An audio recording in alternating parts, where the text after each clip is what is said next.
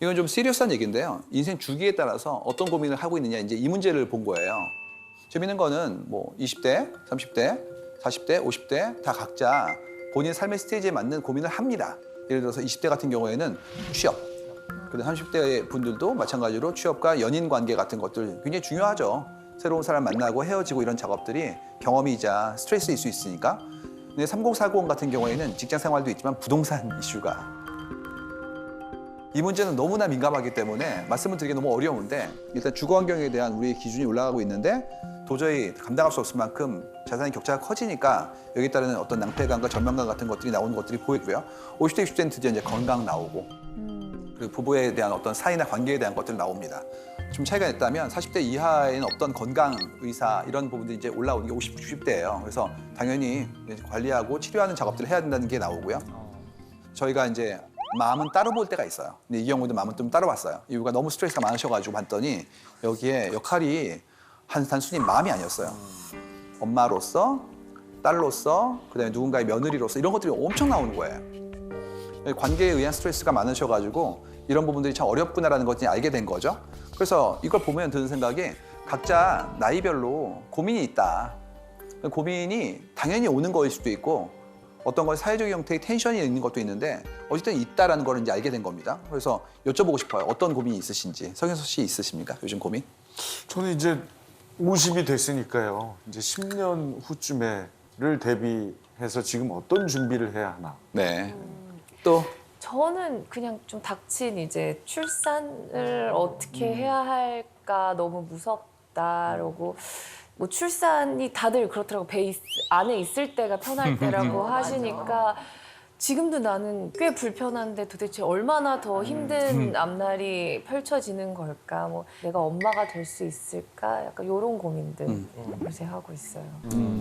김홍현 씨도 저는 이제 제가 지금 이제 40대 대한민국을 살아가는 미혼 남성으로서 과연 노후에 대한 준비를 어떻게 하는 게 맞는 것이냐 이런 거에 대한 고민을 하죠.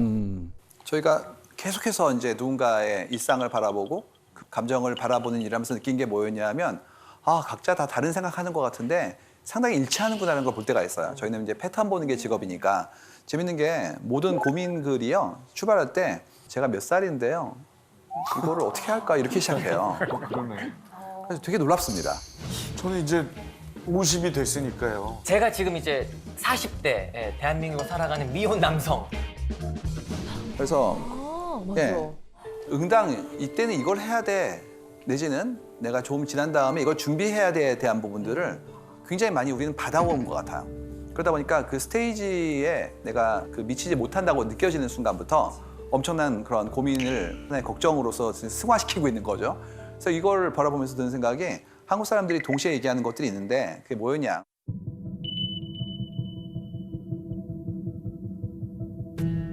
이게 바로 시간, 돈, 나이를 늘 얘기해요.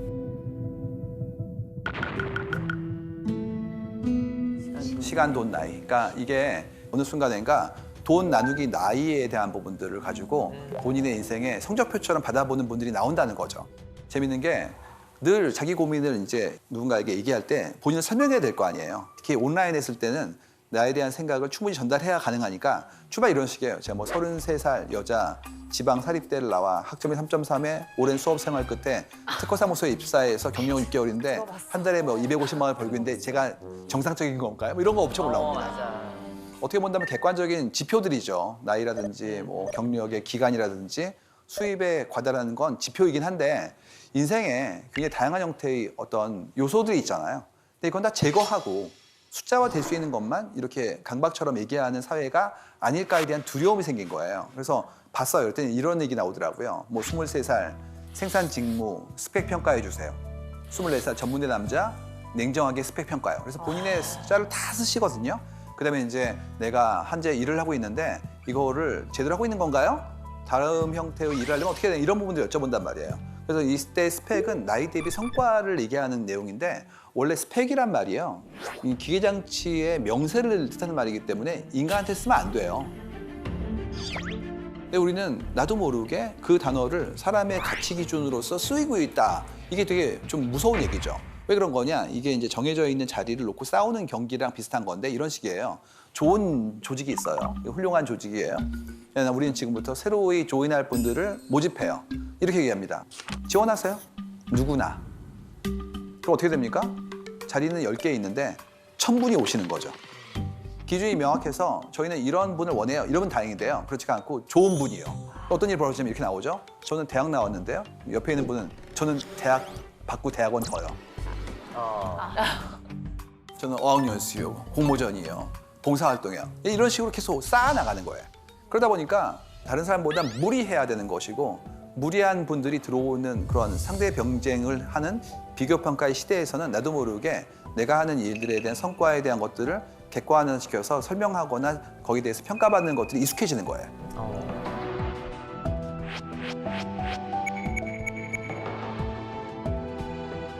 그래서 이런 얘기 나와요. 뭐 50대에 뭐 몇 억을 모았으면 정상인가요? 뭐 이런 거 나옵니다.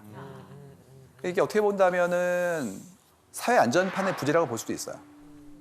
내가 잘 살아오고, 그러니까 누군가 사회가 나를 놓치지 않고 돌봐준다면 이런 다급함이 없죠. 근데 알아서 해. 노년의 어려움은 네가 챙기는 거야. 그 순간부터 금전에 가치를 부여하는 거예요. 안전판이 되기 때문에. 그러다 보니까 그만큼을 모으지 못한 분들은 조급해지는 것이고 내가 그만큼의 금전을 모으기 위한 노력을 경주해야 되니 그때의 어떤 정해져 있는 스탯들을 제대로 밟고 있는지를 끊임없이 여쭤보는 구조들이 나오기 시작한다는 얘기들입니다. 근데 이게 한 사람의 문제가 아니에요. 우리가 가지고 있는 사회 얼개의 문제인 것이고 그래서 이런 부분들을 어떻게 좀 더 불안감 없이 살게 만들 것인가에 대한 것들을 같이 합의해 나가야 된다 이런 얘기들입니다. 그래서 이때 이제 기본적으로 나오는 것이 내 삶에 대해서 자각하는 거거든요. 난 이렇게 살아왔어. 근데 이게 어떤 기준에 못 미치게 되는 순간부터 나름의 어떤 스트레스를 받기 시작하고 그러면 이제 그때 준거가 될 수 있는 대상자와 기준을 어떻게 설정할 거냐에 따라서 내 기준의 행복감이 달라지는 거예요. 예를 들어서 내 친구가 어떤 굉장히 좋은 집을 샀어. 그러면 이제 그때부터 불안감이 커지는 거예요. 내가 어떤 사람이고 싶어 하는지에 대한 상을 만들지 않고 그 비교가 주관적인 비교가 아닌 객관적인 지표로서의 금전이라면 누구나 불행해지는 거예요. 이유는 내 친구 중에 제일 잘 나간 애랑 비교할 거거든요. 항상 그래요. 저희가 데이터에 엄청 많이 나옵니다. 근데 여기서 이제 어려운 건 뭐냐면 그런 수평 비교를 한 명만 다 한다는 게 문제입니다. 그러니까 철수는 집을 샀고요. 영희는 아이가 좋은 학교에 들어갔죠. 그 다음에 옆에 있는 영철이는 책을 써가지고 유명한 사람이 됐어요. 그러면 어느 순간인가 모두 다 부러운 거예요. 그러다 보면 그걸 전부 다 할 수 있는 사람은 존재하지 않는데 슈퍼셋으로서의 나의 자아를 형성해 놓고 그거에 모자란 부분만큼을 계속해서 자괴감에 들게 빠지는 악순환이 나오는 겁니다. 그렇기 때문에 이런 부분들의 어려움이 결국 어떻게 나오냐. 평균을 알아요. 평균. 그러니까 이거를 인터넷 사용하는 언어로서는 평타라고 부릅니다.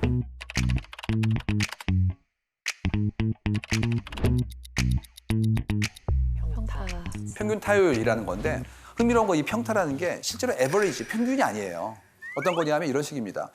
나이 29살 남자, 수도권 4년제, 연봉 3,800, 이 정도면 괜찮은 건가요? 이런 식이에요. 근데 여쭤보면 댓글이 엄청 달려요, 그 밑에. 근데 그 댓글의 기준이 터무니없을 때가 많습니다. 그러니까 모자라시네 이런 거 막 올라오기 시작하면 자괴감에 빠지는 거죠. 맞아. 그러니까 미디어에 보여지는 정말 유명한 분들의 소득이나 정말 핫한 직업들의 결과만 얘기를 하고 있으니까 이런 것들이 이제 굉장히 나한테는 엄청난 압력이 되는 건 기본이에요. 여기서 안 끝납니다. 뭐가 나오면 이런 거 나와요. 의사결정에 있어서도 눈치를 보는 거예요. 야식으로 치킨 먹을까요? 피자 먹을까요? 이런 거 물어봅니다. 이 시간에는 피자가 국룰인가요? 이런 거 올라오고요. 끝도 없어요. 뭐 대기업 맞벌이 부부에 둘이 합쳐 연봉 1억인데 6세 아들 영유 보낼까요? 말까요? 뭐 이런 거. 네, 42살 미혼 여성 연봉 7천에 저축액이 5억인데 24평 오피스텔 살까요? 13평 아파트 살까요? 이런 것들. 그러니까 모든 것들을 다 여쭤보는 거예요. 그래서 이걸 다 모아가지고 의사결정하는 게 때로는 의미 있어요. 왜 그러냐면 컬렉티브 인텔리전스라고 해서 사람들의 지혜를 모으면 훌륭한 게 나오니까 집단성을 발휘하는 거죠. 그러니까 일종의 원기옥처럼 우주의 길을 다 모으는 이런 거예요. 근데 이게 안 되는 경우도 있고 그다음에 그런 정보 자체가 왜곡되는 경우도 있어요. 예를 들어서 꿀팁들 있잖아요. 결혼정보 QA부터 그다음에 뭐 출생을 이제 하게 되었는데 내가 아이 낳을 때 준비할 것들 이런 것들 엑셀로 4페이지 나옵니다.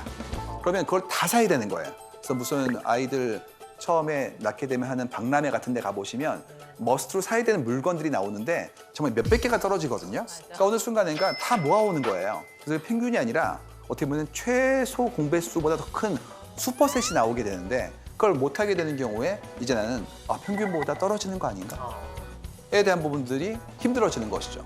이거를 이제 어떻게 얘기하냐면 국룰이라고 얘기하기도 합니다. 예, 나름의 룰이 있지 이런 얘기예요. 가장 핫한 국룰은 축의금 같은 거. 맞아. 여러분 축의금 국룰 보여드릴까요? 정치인은 10만 원 더하기 알파하고요. 종종 연락하고 여럿 모일 때는 만나게 된 친구는 5만 원. 연 끊고 살다가 갑자기 연락 온 친구는 한 푼도 안 내고 비참석이고요. 전체 회식 때 한 번 대화해본 다른 부서 박대리는 3만 원과 비참석. 바로 옆 부서의 김 과장님 5만 원. 직장 내 베푸는 10만 원이라고 얘기하는데 나름의 이유가 있죠. 근데 이제 이걸 따라하면 나도 모르게 안온감이 들죠. 이유가 내가 사회적 규칙을 더 이상 도외시하지 않고 따르고 있구나라는 안도감이 들고요. 그렇지가 않고 내가 이런 규칙을 넘어서 좀 더 한다면 괜히 기쁠 수도 있고 나름의 안전판일 수 있을 것 같아요. 근데 국룰이 왜 우리는 자꾸 정하고 있느냐? 편하기 때문이에요. 생각하고 싶지 않은 겁니다. 그러니까 국리하면 그다음부터는 눈치를 봐야 되거든요. 근데 그럴 필요 없이 그렇다면 그다음부터는 난 그냥 따르면 되는 거기 때문에 내 책임이 경감되는 거죠. 그래서 긍정 부정 따질 필요 없이 그냥 정해진 대로 하면 실수할 위험을 제거해 주는 거예요. 중간만 가면 되는 거죠. 그래서 또 한국 사회 같은 경우에는 더했던 게 이런 게 있었잖아요. 중간만 해. 네, 튀면 사람들한테 주목받아서 정 맞는 것이고 떨어지면 왕따 당할 수 있으니까 가운데 있어. 평타쳐. 이게 나왔단 말이에요. 평범하게 살고 싶다는 얘기죠. 근데 재밌는 거는 이 평균이라는 것 자체가 어떤 의미가 있느냐. 평균적인 거는 이제는 AI가 학습해요. 그러니까 나도 모르게 평균을 하는 순간부터 난 대체될 수 있어요. 그러니까 이제는 평균을 추종하는 일은 좀 제한해야 됩니다. 함께 있는 아이가 특이합니다. 얘는 축복받으신 거예요. 얘는 대체되지 않거든요. 그렇지가 않고 남들이 하는 대로 하는 것들은 가운데 있는 룰을 기반으로 디자인할 수 있기 때문에 그런 일들은 이제 사라집니다. 그렇기 때문에 독특함, 유일함 이런 부분들, 고유성에 대한 부분들은 굉장히 중요해지고 있다. 그다음에 또 시간은 뭐였냐 하면 시간의 자율성의 문제예요.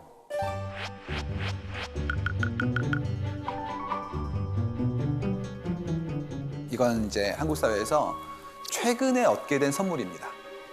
예전에 그 지방의 도시에 가서 택시를 탔었는데 그 지방의 도시가 공업 도시로 개발된 도시예요. 그래서 그 택시 기사분은 그 동네의 공장에서 어렸을 때 일하셨던 것들을 저한테 알려주셨어요. 이런 식이었습니다. 여기가 세탁기를 만들던 그 공장이 만들어진 곳이었고 처음 만들어졌을 때 제가 자랑스럽게 그 회사에 입사를 해가지고 거기서 일을 했었어요. 이렇게 얘기하시더라고요. 그래서 어떠세요? 그랬더니 고맙다고. 이유가 우리 아이들 선옷을 키웠다는 거예요.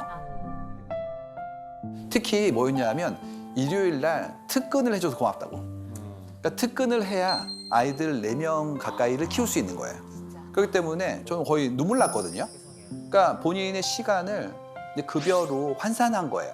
그러니까 지금을 따진다면 일과 삶의 균형이 깨지는 나쁜 일인데 그 당시에는 그게 고마웠다는 거죠. 그래서 이걸 보고 있는 생각이 시간은 내 인생의 선물 같은 건데 그거를 한국 사회가 얻게 된 지가 얼마 안 됐구나. 아니라 이제 인생의 멘토를 다른 곳에서 찾기 시작합니다. 멘토에 대한 것이. 상조님도 멘토가 있으세요? 저는 멘토가 그때그때마다 바뀝니다.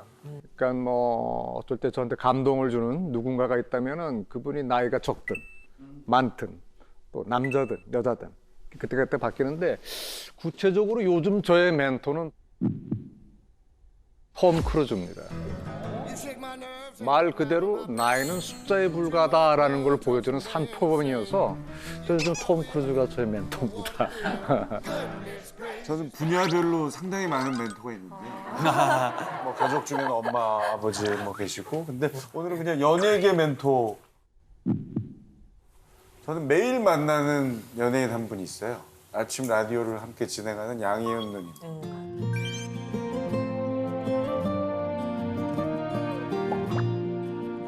그리고 오늘 7년 만에 만난 상중이 형. 이 두 분의 공통점이 있는데요. 그 업계에서 어마어마한 것을 이루었음에도 불구하고 항상 초심에서 일을 하세요. 그러니까 시간을 보면 알거든요. 여성시대 9시 5분에 시작하는데 양희은 누님 8시 5분에 만났어요. 그리고 상중이 형 어쩌다 오른 녹화 2시간 전에 만났어요. 그리고 또 하나 또 공통점. 두 분 다 끊임없이 자기 개발. 양희은 누님 히트곡이 수백 곡인데도 매년 신곡을 내세요. 네. 상중이 형 진짜 7년 전이나 지금이나 어떻게 관리를 잘하는지 무슨 저 냉동실 들어갔다 나온 사람. 저렇게 관리를 잘하시는 제 연예계 멘토 두 분. 사람들은 자기 비전을 위해서 배우고 도전하고 노력하고 있기 때문에 멘토가 요구되는 거예요. 예전에는 그분들이 수련받는 스승님이라거나 선배님, 사형 그랬죠. 근데 이제 그렇지가 않고 우리의 비전이 다르기 때문에 각자의 멘토를 찾고 있는 것이에요. 그래서 인생 멘토가 필요하게 있는데 멘토를 좀 봤죠. 그랬더니 이제 오은희 박사님 당연히 수익권에 올라오고 계시고 흥미로운 게 유튜버가 나와요. 그러니까 다 다른 분야의 전문성이 있기 때문에 각자가 찾고 있는 거예요. 예전처럼 위인 그렇게 얘기하는 게 아니라 이제 내가 원하는 필드의 전문성을 가지고 있는 분한테 내가 배우는 것이고요. 흥미로운 건 아이유 씨가 나옵니다. 아이유 씨가 멘토로 나와요. 그래서 우리가 보기에 아이유 씨는 상대적으로 젊은 나이잖아요. 하지만 그의 공력과 쌓아왔던 그런 과정에서의 치열함이라는 것이 우리에게 교훈을 준다고 하기 때문에 이제는 말씀하신 것처럼 나이가 많고 젊고의 문제가 아니라 쌓아왔던 것들을 기반으로 이제 멘토를 찾고 있다고 볼 수가 있습니다. 얘기는 뭡니까? 어른이 무엇인지. 우리는 어른이 될 수 있을까? 난 이미 어른이 되었나? 이런 얘기들이에요. 그야말로 지금 어떤 상태냐면 눈을 떠보니까 갑자기 어른이 돼 있는 거예요. 나는 여전히 아이인 것 같은데 어른이 되어 있고 그다음에 또 한 가지는 그 어른이라는 분들이 예전에는 굉장히 크고 모든 거를 해결해 줄 수 있을 것 같았는데 막상 내가 얼마만큼 불안하고 나약한지를 알게 된 거죠. 그렇기 때문에 이런 모든 변화를 내가 어떻게 수용할 것인가에 대해서 지금 숨가 빠지고 있어요. 근데 여기에 팬데믹이 오고 그다음에 지금 나왔던 자동화가 되면서 더 어려워지는 겁니다. 지금 키오스크 엄청 많죠. 처음에는 뭐 공공기관 쇼핑몰 갈 때마다 체온 측정하는 정도였어요. 지금은 뭐 QR코드 넣고 그다음에 소독약 나오고 인식되고 이런 것도 나오고요. 또 한 가지 뭐가 나오냐면 가는 곳마다 이제는 상점이 자동화되기 시작했어요. 제가 얼마 전에 서울 시내 한 아파트 단지에 갔었는데 거기가 엄청나게 큰 단지인데 1, 2층이 상가로 꽉 채워진 거예요. 최근에 상가가 쉽지 않거든요. 왜냐하면 배달 서비스도 있고 그다음에 또 세탁도 도와주시고 이러니까 동네 상권이 어려워요. 근데 여기는 분양이 끝났더라고요. 봤더니 절반 이상이 무인이었어요. 무인 독서실, 무인 운동하는 곳, 심지어 무인 갈비집도 있었습니다. 갈비집 뭐였냐 하면 밀키트 갖다가 구워 먹는 그런 시스템이었어요. 그래가지고 지금 가는 곳마다 엄청나게 무인이 많아지고 있는데 근데 이슈는 뭐냐면 그거를 어떤 분은 좋아하시지만 어떤 분은 힘들어하시죠. 로봇 카페가 생겨가지고 제가 가서 관찰하면서 봤었는데요. 흥미로운 게 젊은 분들은 오셔가지고 아무렇지도 않게 앱으로 사용하시고 앉아서 막 공부도 하더라고요. 근데 나이가 드신 분들은 들어오길 주저하시는 걸 본 거예요. 아이들과 함께 오시면 가스로 수가 있는데 아닌 경우에는 이렇게 쭈뼛거리시다 가시더라고요. 그래서 이제 뭐가 생각나냐 하면 예전에 제 어렸을 때 생각이 났어요. 제가 이제 막내로 자라가지고 세상 일에 서투르니까 저희 어머니가 저를 데리고 은행에 데려가시더라고요. 그래가지고 뭐라고 하셨냐면 여기 통장 만들어 보라고. 그래서 제가 나는 낯설고 무서워서 못한다고 말씀드렸더니 해보라고 하셔가지고 엄마 뒤에 계시고 전 앞에 가서 만들었거든요. 그때 뭘 느꼈냐면 뿌듯함을 느꼈어요. 아, 내가 어른이 하는 일을 했구나. 그리고 그때 뒤에 계신 엄마가 돌봐주셨던 것이 엄청난 의지로 남아 있었거든요. 근데 지금은 거꾸로 제가 어머님들을 돌봐드려야 될 나이가 된 거예요. 이유가 어머님들이 인생의 지혜가 쌓였지만 밖에 있는 QR코드니 아니면 키오스크니 이런 부분들은 힘들어 하시죠. 그러니까 이제는 오히려 그런 나이가 드신 분이 인생의 지혜와 무관하게 생존의 어려움을 겪을 만큼 우리 삶이 더 복잡해지고 있는 거예요. 그렇기 때문에 어른이 된다는 게 예전에는 그냥 지혜를 얻고 삶의 기준이 생기고 경험이 생기면 어른이 되었지만 이젠 그렇지가 않고 뭔가 제대로 하기 위한 학습과 습득에 대한 부분들이 요구되는 형태대로 가고 있다는 얘기입니다. 그렇다면 이제 어른이라는 것은 독립적이어야 되고요. 그다음에 배려와 영향력을 갖출 수 있어야 되고요. 제일 중요한 부분인데 사회 변화에 맞춰갈 수 있어야 돼요. 이렇게 하는 거야가 아니라 이렇게 하는 거구나 라고 새로 배우고 그런 새로 배운 경험들을 어떻게 상대편에게 나의 지혜와 함께 녹여서 전달할 것인가에 대한 부분들을 바라봐야 되겠다라는 얘기가 이제 떠오르게 되었습니다. 얼마 전에 제가 좋아하는 한 영화 감독님이 티셔츠를 입고 오셨는데 너무 인상적이었어요. 제가 이제 가져왔습니다. 그 티셔츠를. 네, 뭐라고 써 있냐면 Growing old is mandatory, but growing up is optional.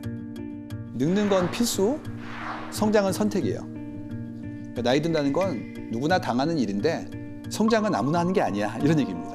이건 어떻습니까? 예전에는 그냥 나이 든다는 게, 어른이 된다는 게 당연히 내가 얻게 되는 것이라고 생각했죠. 좋건 싫건. 이제 그렇지가 않고 그건 늙는 거고요.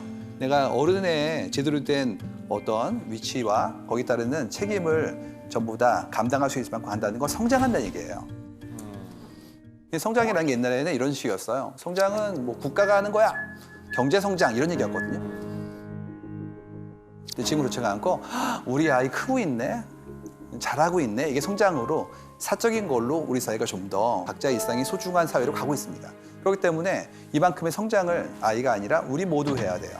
사회가 바뀌었기 때문에 그만큼의 성장을 갖지 못하면 이 사회에서의 함께 가는 사람들에게 짐이 될 수도 있고 그만큼의 나의 욕망이 제한될 수 있기 때문에 그런 것들을 어떻게 할 것인가에 대한 부분들을 바라보는 작업들이 필요하게 될 것 같습니다. 그래서 여기 계신 모든 분들, 강의 들으신 모든 분들이 그냥 단순히 나이 드는 것보다 자라나는 나에 대한 부분들에 대해서 집중할 수 있게 그를 통해서 더 지혜롭고 현명한 어른이 되시기를 제가 축복해 드리고 싶습니다. 감사합니다.